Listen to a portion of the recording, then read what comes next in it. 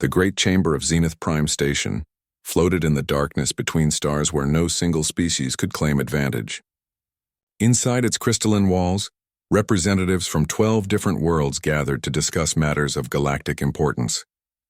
Kyle Morrison sat in the human delegation seat, his dark suit a stark contrast to the colorful robes and natural armor of the alien ambassadors surrounding him. He had held this position for 8 years now, and in that time he had learned to read the subtle body language of species that had nothing in common with humanity except the desire to avoid war. The Vraxan ambassador coiled his serpentine body on the raised platform to Kyle's left. His scales caught the artificial light and threw back shimmers of green and gold. The Vraxan were ancient, their civilization spanning thousands of years, and they carried themselves with the pride of a species that had never been conquered. To Kyle's right sat the Keltari representative, her insectoid form clicking and chittering as she processed information through compound eyes that saw in spectrums humans could barely imagine. Between these two powers and a dozen others, humanity had found its place through careful words and patient negotiation. 300 years had passed since the first human ship had stumbled into Galactic Council space. The meeting had been tense, filled with uncertainty and fear on both sides. But humanity had extended open hands instead of weapons, had offered trade instead of conquest, and had slowly earned a seat at the table of civilized worlds. Now Earth maintained embassies on 40 planets, exchanged students with a dozen universities, and participated in scientific ventures that spanned the galaxy. It had been a good 3 centuries, peaceful and prosperous, exactly what humanity had hoped for when they first looked up at the stars and dreamed of what lay beyond. But lately, shadows had begun to creep across that bright future. The Kravik Empire had been expanding for 2 decades, swallowing smaller civilizations and pushing against established borders with increasing boldness. Their warlord Thraz ruled through fear and military might, and he had begun to turn his attention toward the outer rim, where human colonies had established themselves on agricultural worlds far from Earth's protection. At first it had been small incursions, scout ships probing defenses and testing response times. Then came the demands for tribute, for access to resources, for acknowledgement of Kravik supremacy. Kyle had spent the last 6 months trying to arrange mediation. He had filed formal protests with the Council, had requested sanctions against Kravik aggression, had even attempted direct negotiation with Thraz's representatives. Every effort had been met with delays, deflections, or outright mockery. The Council seemed reluctant to confront the Kravik directly, and the Kravik seemed to view human diplomatic efforts as proof of weakness rather than desire for peace. The Horizon glided through space on its way to yet another conference, its white hull marked with the blue and green emblem of United Earth. Commander Lisa Hayes stood on the bridge watching stars streak past in the view screen. She had commanded diplomatic vessels for 12 years, had carried ambassadors to 100 worlds, and had never once fired a weapon in anger. The Horizon was equipped with defensive shields and point defense systems, enough to protect against pirates or accidents, but it was not a warship. It was a symbol of humanity's commitment to peaceful exploration and cooperation. Jake Peterson sat at the communications station, his fingers dancing across holographic controls as he maintained contact with the colony worlds they passed.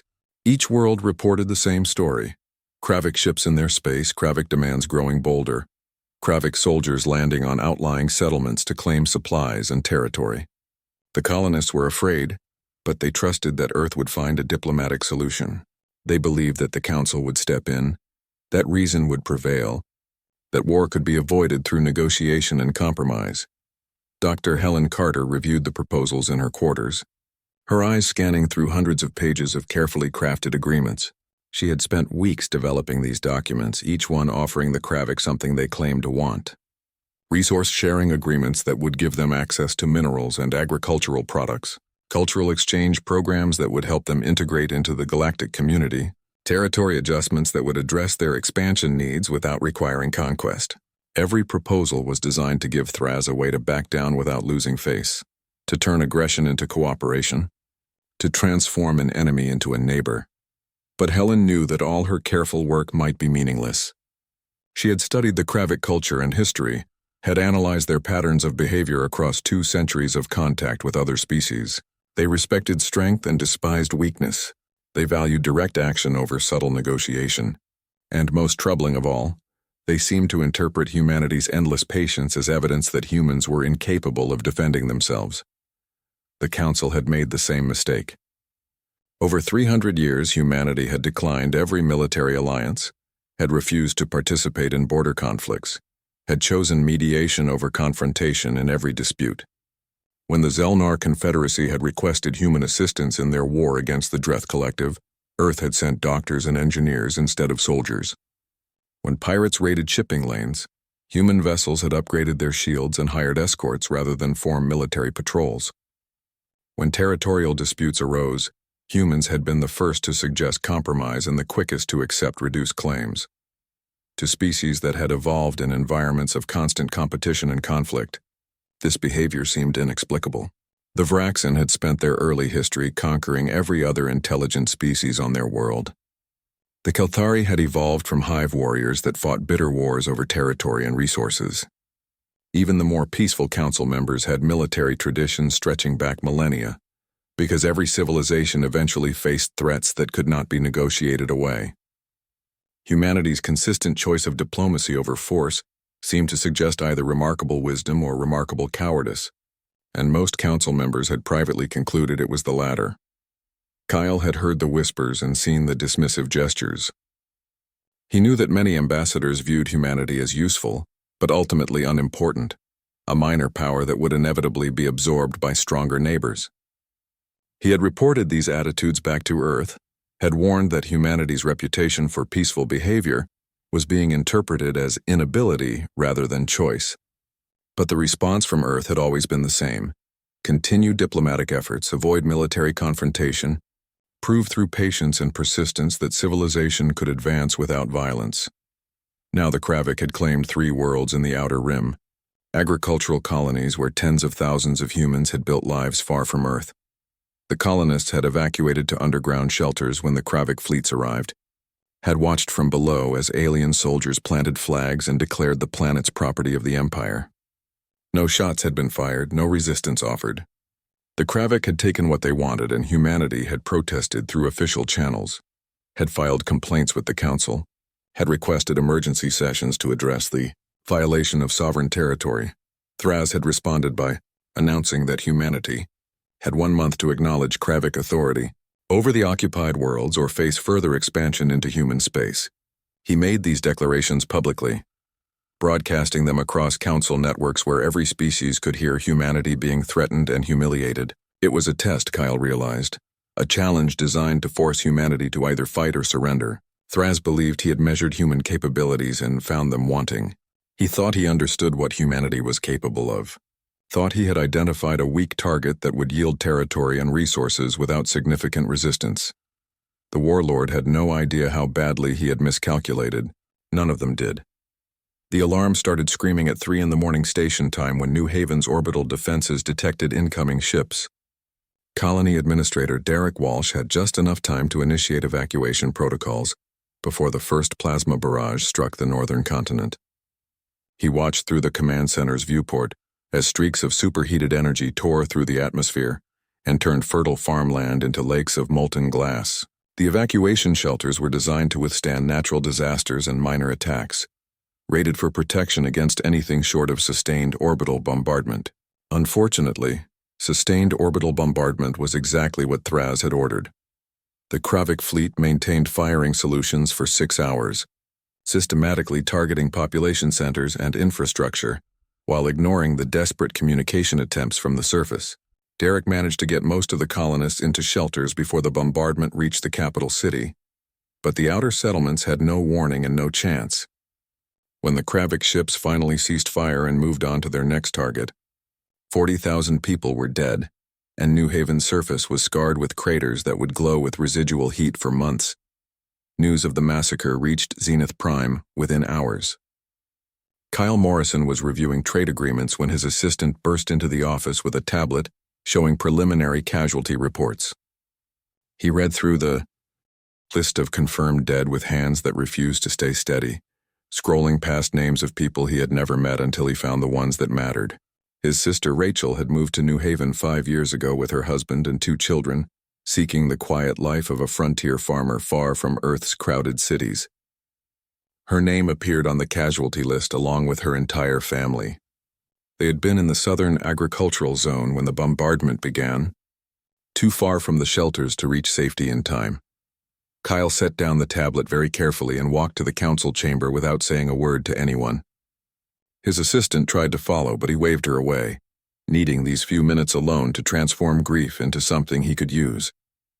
By the time he reached the great crystalline hall where ambassadors gathered, his face had settled into an expression of cold precision that made several delegates step back as he passed. The emergency session had already been called, and representatives were taking their positions, when Kyle climbed to the human delegation platform and requested immediate recognition to address the council. The Vraxon ambassador began to explain the procedural requirements for emergency declarations, but Kyle ignored him and activated the central holographic display without authorization. Images of New Haven appeared above the chamber floor, showing smoking craters where cities had stood and burned fields where crops had grown. The casualty numbers scrolled alongside footage recovered from satellites that had survived the attack. 40,000 dead, another 60,000 injured, 200,000 displaced from destroyed homes. Kyle let the images speak for themselves for a full minute before he began. His voice carried across the chamber with perfect clarity, each word measured and deliberate. He thanked the council for their months of patience and diplomatic efforts. He acknowledged that humanity had always preferred negotiation to confrontation, and had built its reputation on choosing peace whenever possible. He recognized that many species viewed human reluctance to engage in military action as a defining characteristic of Earth's civilization. Then he informed the assembled delegates that as of this moment, humanity's diplomatic approach to the Kravik situation had ended. The ultimatum was simple and non-negotiable. Thraz had 72 hours to withdraw all Kravik forces from human territory, return control of the 3 occupied colonies, and surrender himself for trial before the council on charges of war crimes and mass murder.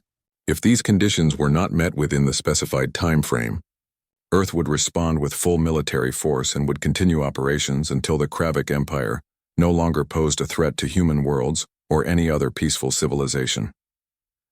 The chamber erupted into chaos. The Vraxon ambassador's scales flushed deep crimson as he demanded to know what military force Kyle was referring to. Since human defensive capabilities were well documented and consisted primarily of planetary shields and point defense systems, the Kelthari representative's clicking intensified to a frantic pitch as she calculated the probable outcome of human military vessels engaging Kravik warships. A dozen other delegates shouted questions or objections while Kyle stood silent on his platform, waiting for them to exhaust themselves. Thraz himself appeared via holographic transmission, his massive form dominating the center of the chamber as he laughed at humanity's threat. He called humans soft and weak, a species of farmers and merchants who hid behind diplomatic protocols because they lacked the strength to defend themselves. He suggested that perhaps he would take Earth itself as his next conquest, turning humanity's homeworld into a subject state that could serve the Empire's expansion.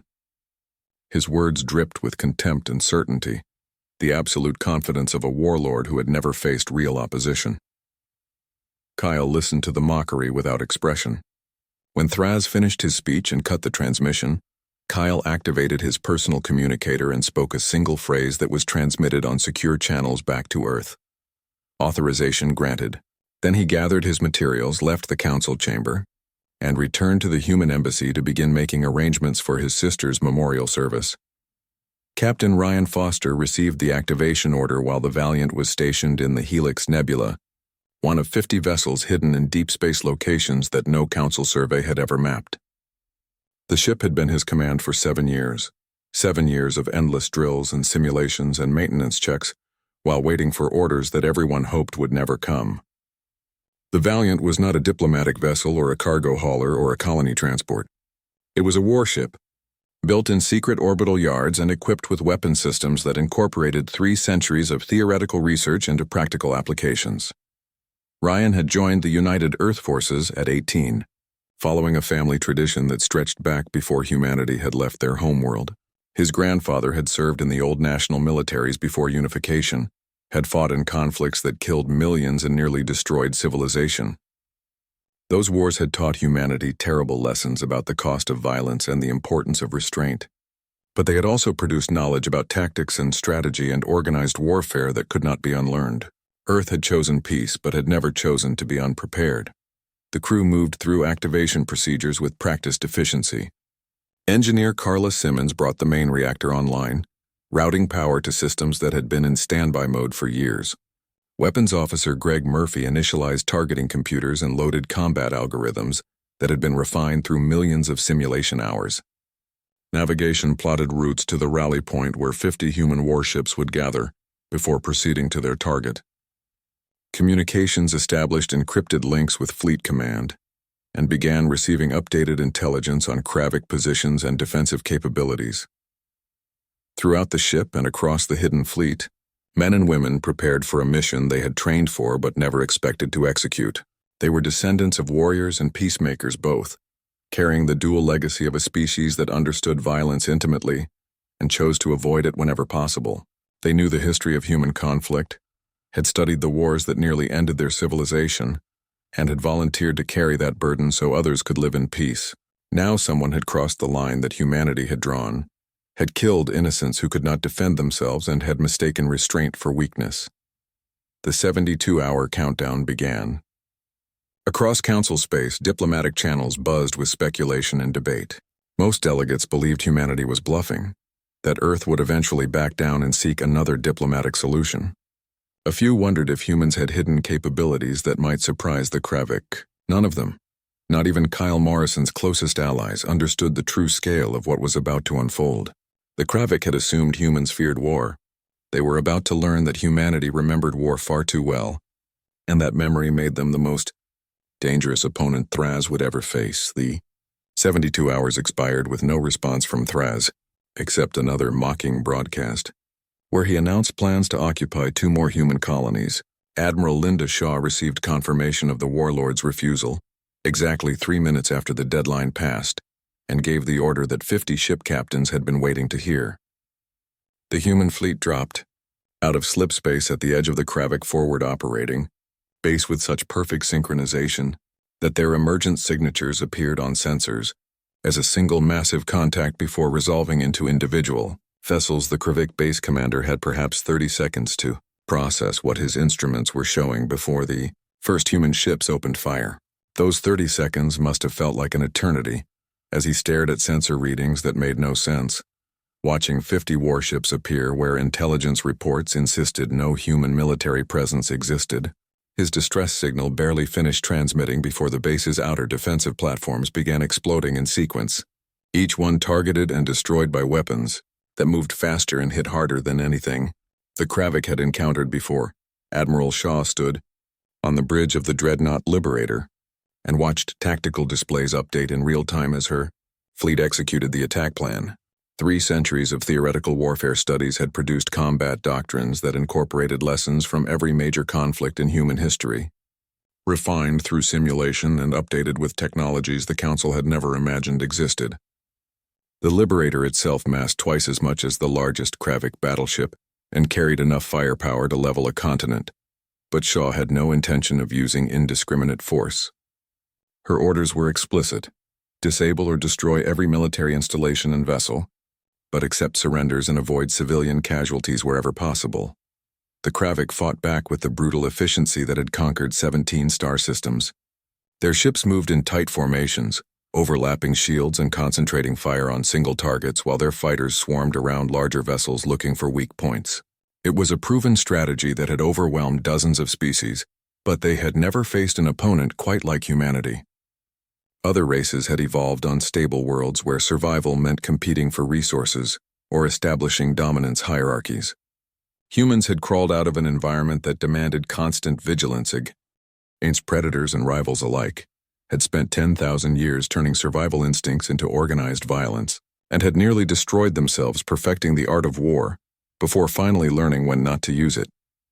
Lieutenant Danny Warren piloted his fighter through a debris field that had been 3 Kravik frigates moments earlier, his hands moving across controls with reflexes inherited from ancestors who had tracked prey across ancient grasslands. His displays showed enemy positions, friendly locations, weapon status, and a dozen other variables that his brain processed and reacted to faster than conscious thought could follow.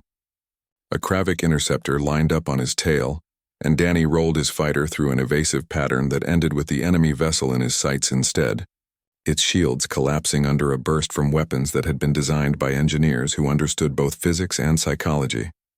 On the Liberator, Weapons Officer Nicole Grant coordinated targeting solutions across the entire fleet, her displays showing a three-dimensional battlefield where human ships moved like dancers performing a choreographed routine. Every vessel knew exactly where every other vessel would be at any given moment, creating overlapping fields of fire that left no gaps in coverage and no safe zones for enemy ships. When a Kravik destroyer attempted to break through the formation and escape to hyperspace, 3 human frigates appeared in its path with weapons already charged and locked. The destroyer's captain chose surrender over destruction, and Nicole marked it as a prize vessel to be secured after the primary objectives were achieved. The Kravik base itself was a massive structure built around a captured asteroid, bristling with weapon emplacements and surrounded by defensive satellites. It served as the staging point for raids into human space and housed the supplies needed to maintain occupation forces on the 3 captured colonies. Admiral Shaw had allocated 12 ships specifically for neutralizing the base's defenses, while the rest of the fleet engaged mobile threats. The attack went exactly according to plan, with human vessels eliminating defensive positions in a sequence that collapsed the base's shield coverage, section by section, until the structure itself lay exposed and helpless. Thraz himself commanded the battle from his flagship, a massive dreadnought that served as both military headquarters and personal palace. He watched his defenses crumble with growing disbelief that slowly transformed into rage and then into fear. As he realized that humanity had not been weak at all, they had been patient, waiting and preparing while he mistook their diplomacy for cowardice. Now his forward base was destroyed, his fleet was in disarray, and human warships were converging on his position with obvious intent. Marine Sergeant Chris Baldwin led the boarding team that breached Thraz's flagship after the dreadnought's engines and weapons had been disabled by concentrated fire. His squad moved through corridors designed for beings twice their size, using combat tactics that had been developed through countless historical conflicts and refined for zero-gravity environments. The Kravik soldiers they encountered were fierce and determined, but they fought as individuals rather than coordinated units, and their weapons were designed for raw power rather than precision. Chris and his Marines had trained together for years, moving and fighting as a single organism that anticipated threats and adapted to changing conditions with practiced ease. They found Thraz in his command center, surrounded by guards who fought to the last rather than surrender their warlord. The battle was brief and brutal, ending when Chris put a stun round through Thraz's chest and watched the massive alien collapse. 2 Marines secured the warlord in restraints, while others swept the rest of the command center for threats and valuable intelligence. Within 20 minutes of the boarding action beginning, Thraz was in custody and being transferred to a human detention vessel equipped to hold dangerous prisoners. The entire battle lasted 6 hours from first contact to final surrender. The Kravik forward operating base was reduced to drifting wreckage. 47 enemy warships had been destroyed, and another 33 captured or disabled. Human casualties numbered 218 dead and 500 wounded, losses that Admiral Shaw mourned but recognized as remarkably light, given the scale of the engagement. The fleet had performed exactly as designed, proving that humanity's military capabilities were not theoretical exercises but practical applications of hard-won knowledge. The Galactic Council watched everything through sensor feeds and emergency transmissions, their various responses ranging from shock to horror to grudging respect. The Vraxan ambassador sat motionless in his coils, processing the reality that humanity had possessed this kind of power for centuries and never revealed it. The Kelthari representative transmitted urgent reports back to her homeworld, warning that their previous assessments of human capabilities had been catastrophically wrong. Other delegates simply stared at the displays in stunned silence, trying to reconcile 300 years of human diplomatic behavior with the overwhelming military force.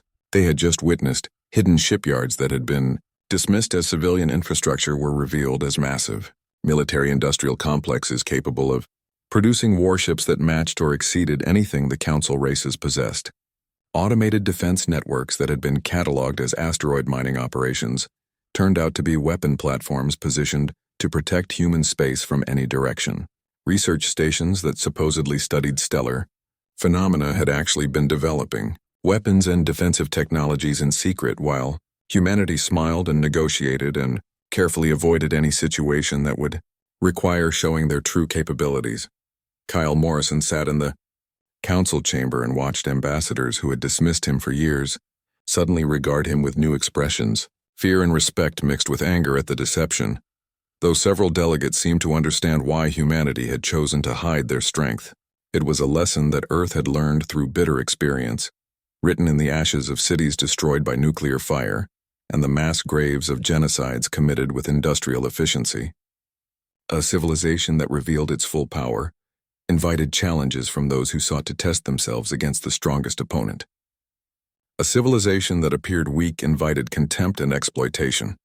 Humanity had chosen a middle path, seeming peaceful while remaining prepared, hoping that wisdom and patience would make war unnecessary. That hope had died on New Haven along with 40,000 civilians who had trusted diplomacy to protect them. Now the galaxy would learn what humanity had always known, that peace was not weakness and restraint was not fear. The human fleet held position in neutral space, their weapons powered down but their presence unmistakable, while Admiral Shaw transmitted a message to every council world and every independent system within range. Humanity sought peace, desired cooperation, and wanted nothing more than to be good neighbors to all species willing to respect the rights of others. But aggression against human colonies or civilians would be met with the full force of Earth's military capabilities, and no amount of diplomatic discussion would save those who chose violence over coexistence. The message ended with footage of Thraz and restraints being loaded onto a prison transport, a warning and a promise both. The warlord who had mocked human weakness now served as proof that humanity remembered how to fight and would do so when necessary. The emergency council session convened 48 hours after the battle with every delegate present either physically or through holographic projection. The crystalline chamber felt different now, tension replacing the comfortable familiarity that had characterized 3 centuries of human participation in galactic affairs. Kyle Morrison entered through the main doors, but he did not walk alone this time. General Patricia Hayes accompanied him, her uniform displaying rank insignia and service medals that no council member had ever seen before, because her entire organization had been classified until 3 days ago. General Hayes was Supreme Commander of United Earth Forces, a position that officially did not exist according to every document humanity had filed with the Council over the past 300 years. She stood nearly 6 feet tall with silver hair pulled back in a tight bun and eyes that had seen things most diplomats never imagined. Her presence in the council chamber represented a fundamental shift in how humanity would interact with the galaxy, a declaration that Earth would no longer pretend to be something it was not. The Vraxan ambassador struck the floor with his tail to call the session to order, the sharp crack echoing through the chamber like a gunshot. His scales had lost some of their usual luster, and his movements seemed less fluid than normal, as though the revelations of the past few days had physically affected him. He addressed Kyle directly, his voice carrying the authority of a species that had dominated council politics for millennia. The question was simple and pointed. How long had humanity been lying to the council about their military capabilities? Kyle remained standing while General Hayes took the seat beside him. He activated the central holographic display and began presenting classified records that Earth had maintained since first contact. Every diplomatic compromise appeared in chronological order with attached military assessments, showing what humanity could have done instead of negotiating. The territorial disputes where Earth had ceded valuable systems rather than fight for them, accompanied by tactical analyses proving human forces could have secured those regions easily. The trade agreements where humanity had accepted unfavorable terms to maintain peace, alongside economic projections showing Earth could have simply taken what they wanted through force. 300 years of choices scrolled past the assembled delegates, each one documented and analyzed. The pattern became undeniable as the presentation continued. Humanity had possessed overwhelming military superiority from the very beginning, but had chosen diplomacy over domination at every opportunity. They had built weapons capable of devastating entire fleets, and then hidden them away while pursuing peaceful cooperation. They had trained soldiers to fight wars across multiple environments, and then kept those forces in reserve while sending diplomats to resolve conflicts. Through words instead of violence, Counselor. Vrex of the Vraxon delegation rose from his coils with barely contained anger. His question came out as an accusation rather than an inquiry. If humans were so powerful from the start, why hide it? Why pretend to be weak when they could have demanded better terms, taken more territory, established themselves as a dominant force, rather than a minor player in council politics? Why spend 3 centuries acting like prey animals when they were actually apex predators? General Hayes stood to answer, and her voice filled the chamber with the kind of authority that came from decades of command experience. She asked the council to consider a hypothetical situation where humanity had arrived in their space 300 years ago, and immediately revealed their full military capabilities. Would the Council have welcomed them as partners or viewed them as threats? Would other species have sought cooperation or prepared for inevitable conflict? The General paused to let the question sink in before continuing with her explanation. Humanity had learned through bitter experience that strength alone did not create lasting peace. Earth's history was soaked in blood from conflicts that killed millions and nearly destroyed their entire civilization. They had developed weapons capable of ending all life on their planet, and had come within moments of using them multiple times. They had fought wars over resources, territory, ideology, and religion until finally understanding that military power without wisdom led only to mutual destruction. Dr. Martin Pierce stepped forward at the General's gesture, his role as Earth's chief military historian, giving him unique perspective on humanity's violent past. He began describing conflicts that most council members had never heard about, because humans rarely discussed their darkest chapters with alien species. World wars that consumed entire continents and killed populations numbering in the tens of millions. Nuclear exchanges that turned cities into radioactive wastelands. Genocides committed with industrial efficiency against civilian populations, whose only crime was being different from their attackers. The holographic display shifted to show images from Earth's history, carefully selected to illustrate the scale of human capacity for organized violence. Trenches filled with bodies from wars fought over kilometers of worthless mud. Cities reduced to rubble by bombing campaigns designed to break civilian morale. Concentration camps where millions died in systematic extermination programs. Nuclear detonations that vaporized hundreds of thousands in single blasts of hellfire, hot enough to fuse sand into glass. The council chamber fell completely silent as delegates processed what they were seeing. These were not ancient tribal conflicts or primitive skirmishes over hunting grounds. These were modern industrial wars fought with technology and logistics and strategic planning. Conflicts that had refined the science of killing to levels most species never imagined possible.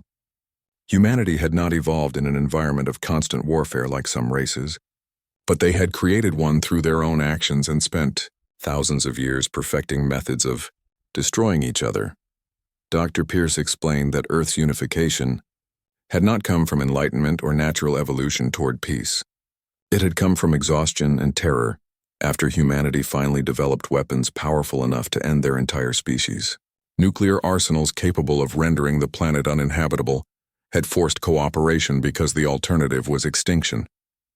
Nations that had been enemies for centuries learned to negotiate because continuing their conflicts meant dying together in atomic fire. That lesson had shaped everything about how humanity approached the galaxy after achieving space travel. They knew that revealing their full military capabilities would start an arms race or provoke preemptive attacks from species who feared being conquered. They knew that appearing too weak would invite exploitation from aggressive empires. So they had chosen a careful middle path, seeming peaceful while maintaining hidden strength, hoping that patience and diplomacy would make war unnecessary. The Keltari representative spoke for the first time since the session began, her translator converting clicking sounds into words that everyone could understand. She asked the question that others were thinking but hesitant to voice. Would humanity now use their revealed strength to expand their own territory, to establish an empire, to become the very thing they claimed to oppose? After all, they had shown themselves capable of deception on a massive scale and willing to use overwhelming force when their interests were threatened. It was Susan Reed who answered, still wearing her flight suit with scorch marks from the recent battle. She had piloted a fighter through the engagement that destroyed the Kravik base, had watched friends die when their ships were destroyed, and had helped secure the victory that brought Thraz into custody. She explained that humanity did not want an empire because they remembered what empires cost to maintain. The surveillance required to control subject populations, the military forces needed to suppress rebellions, the endless cycle of violence that came from ruling through fear rather than cooperation. Susan described what her great-grandfather had told her about the old national empires on Earth, how they had conquered and controlled vast territories while draining resources and lives from both the conquered and the conquerors. Those empires had eventually collapsed under their own weight, leaving behind resentment and instability that sparked new conflicts. Humanity had learned that domination created enemies while partnership created allies, and they would much rather have neighbors than subjects. General Hayes concluded the presentation by outlining Earth's actual objectives going forward. They would maintain transparency about military capabilities and expect the same from other council members. They would participate in mutual defense agreements and support efforts to prevent aggressive expansion by any species. They would offer aid in rebuilding the Kravik territories and helping displaced populations return to peaceful governance. But they would never again allow anyone to mistake human restraint for weakness or assume that diplomacy meant inability to defend their people. The council session continued for another 6 hours as delegates asked questions, demanded clarifications, and processed the fundamental shift in galactic power dynamics. Some ambassadors expressed anger at being deceived for 3 centuries, while others admitted they understood why humanity had chosen secrecy. A few species immediately proposed military alliances, while others withdrew to reassess their own security situations. The Vraxan ambassador sat in silence for most of the session, his earlier arrogance replaced by calculation, as he recognized that his species' dominant position in the council had just been challenged. Kyle Morrison watched it all unfold with mixed emotions. He had spent 8 years building relationships with these delegates, earning trust through patient diplomacy and careful negotiation. Now those relationships would have to be rebuilt on a foundation of truth, rather than carefully maintained deception. Some friendships might survive the revelation while others would be permanently damaged. But honesty seemed preferable to continuing the charade, especially after New Haven had proven that hiding human capabilities did not actually prevent violence. When the session finally adjourned, General Hayes departed immediately to oversee military operations, while Kyle remained behind to handle the diplomatic aftermath. Several ambassadors approached him privately to express grudging respect for humanity's patience, and others to warn that revealing such power had made Earth a target for species who felt threatened. Kyle accepted both the praise and the warnings with equal composure, knowing that humanity had crossed a threshold that could not be uncrossed and would have to navigate whatever consequences followed. The Kravik Empire began crumbling within weeks of Thraz's capture as subject worlds realized that the warlord's invincibility had been an illusion. Colonies that had been conquered decades ago rose in rebellion, while others simply declared independence and dared the remaining Kravik military to do something about it. Without their leaders' brutal charisma, and with their forward base destroyed, the Empire's expansion ground to a halt, and then reversed as occupied territories slipped away one by one. Humanity offered aid to any world seeking independence from Kravik rule. Sending engineers to rebuild damaged infrastructure and medical teams to treat populations that had suffered under occupation. Captain Ryan Foster found his warship repurposed for peacekeeping operations. The Valiant's weapon systems powered down, while its cargo holds filled with construction equipment and humanitarian supplies. He worked alongside former enemies who had fought against human forces just months earlier, proving that Earth's commitment to peace was genuine even after demonstrating their capacity for war. The Council restructured itself over the following year as member species adjusted to the new reality of galactic politics. Ambassador Kyle Morrison spent countless hours in negotiations that established protocols for military transparency and mutual verification. No longer would civilizations hide their true capabilities while pretending to be something they were not.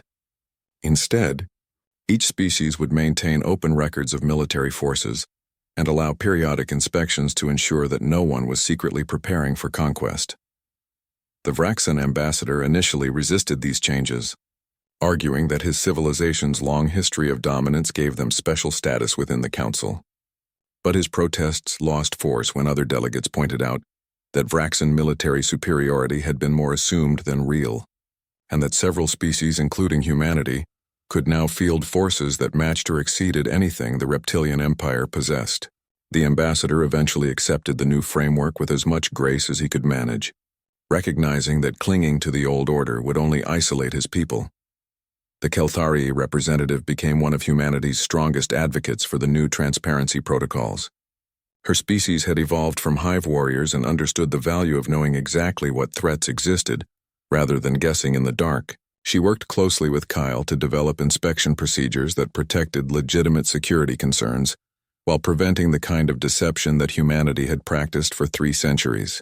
The irony of humans helping to create rules against secrecy was not lost on anyone, but the Kelthari diplomat argued that Earth's experience made them uniquely qualified to prevent others from making similar choices. Engineer Carla Simmons spent 6 months on a joint technology exchange program where human and alien scientists shared knowledge that had been classified for generations. She discovered that several council species had developed innovations that Earth had never considered, while humans had made breakthroughs in fields that others had barely explored. The resulting collaboration produced advances in shield technology, propulsion systems, and medical treatments that benefited every participating civilization. What had been hidden for fear of military advantage became shared progress toward common goals. Thraz himself stood trial before the council on charges that included war crimes, mass murder, and crimes against sentient beings. The proceedings lasted 3 months as prosecutors presented evidence of atrocities committed across 17 conquered systems. The warlord showed no remorse and claimed that strength gave him the right to take what he wanted from weaker species. His conviction was unanimous and his sentence was life imprisonment in a maximum security facility designed to hold the galaxy's most dangerous criminals. The 3 colonies that Kravik forces had occupied were returned to human control along with reparations paid from the Empire's seized assets. New Haven began the long process of rebuilding, its survivors returning from evacuation shelters to find their world scarred, but not destroyed. The memorial to the 40,000 dead became a gathering place where humans and aliens both came to reflect on the cost of assuming that peaceful behavior meant inability to defend oneself. Commander Lisa Hayes returned to diplomatic missions aboard the Horizon, but the vessel no longer traveled alone. 2 human frigates accompanied every diplomatic ship, their presence serving as both protection and reminder that Earth's peaceful intentions were backed by the capacity for violence if necessary. The arrangement seemed to make negotiations smoother rather than more difficult, as potential troublemakers recognized that threatening human diplomats would have immediate and unpleasant consequences. Lieutenant Danny Warren transitioned from combat pilot to instructor, teaching young officers from multiple species about fighter tactics and combat doctrine. His classes included students from former council rivals who had dismissed human capabilities just a year earlier. He found that most species had much to learn about coordinated warfare because their evolutionary backgrounds had not prepared them for the kind of organized violence that humans had refined over millennia of practice. Dr. Helen Carter finally got to implement some of her diplomatic proposals as the Kravik territories reorganized into independent systems that needed help establishing stable governments. Her expertise in conflict resolution and cultural exchange proved invaluable, as former subject populations learned to govern themselves without the unifying fear of a conquering warlord. Several worlds requested human advisors to help develop their own defensive capabilities while avoiding the imperial ambitions that had characterized their previous rulers. The galaxy settled into a new equilibrium, where power was more evenly distributed and honestly acknowledged. Trade increased as species that had been wary of each other found common ground through shared understanding of mutual capabilities. Scientific cooperation expanded as civilizations recognized that working together produced better results than competing in isolation. Military alliances formed based on genuine mutual interest rather than assumptions about who was strong and who was weak. Kyle Morrison stood before the council 2 years after New Haven's destruction and reflected on how much had changed. His sister and her family remained dead, their loss a permanent wound that time would never fully heal. But their deaths had forced humanity to reveal itself honestly to the galaxy, and that revelation had created opportunities for genuine cooperation that polite deception had never achieved. The Council now functioned as a partnership of equals rather than a hierarchy of assumed superiority, and that shift had made the entire region more stable. General Hayes visited Zenith Prime for annual military reviews, where human forces demonstrated their capabilities alongside armies from other species. The displays were not shows of dominance, but rather honest assessments of what each civilization could contribute to mutual defense. Former competitors found themselves working together on joint training exercises and combined fleet operations. The general noticed that several species had begun adopting human tactical doctrines, while humans learned from alien innovations in shield harmonics and energy weapon design. Jake Peterson continued his work as communications officer, now coordinating between human vessels and allied ships from a dozen different species. The networks that had once carried only diplomatic messages now handled military coordination, scientific data sharing, and cultural exchange programs. He found that honest communication produced better results than carefully worded statements designed to hide uncomfortable truths. The young pilot Susan Reed received a commendation for her actions during the battle against the Kravik base and used her newfound visibility to advocate for veterans programs that helped soldiers transition back to civilian life. She spoke publicly about the psychological cost of combat and the importance of supporting those who fought to protect others.